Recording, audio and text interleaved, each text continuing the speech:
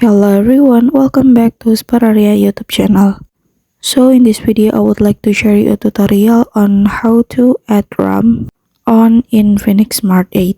Okay guys, because the Infinix Smart 8 cell phone is equipped with a virtual RAM feature, so we can upgrade our cell phone's RAM when the RAM is full. And actually this cell phone has an 8 GB RAM capacity, but you can add 2 GB of virtual RAM. Okay, how to do that is quite easy. Now you can open settings menu on your phone and then go to my phone.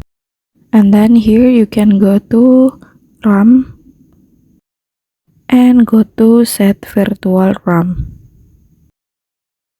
You can upgrade into 4 GB or 2 GB, and now I would like to upgrade to 4 GB. But if you want to upgrade, you have to restart first your phone guys.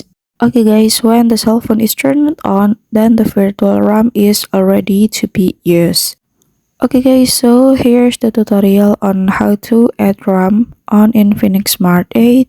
And don't forget to subscribe to our YouTube channel and get notified from it, so you don't miss another interesting video from this channel. And thank you so much for watching.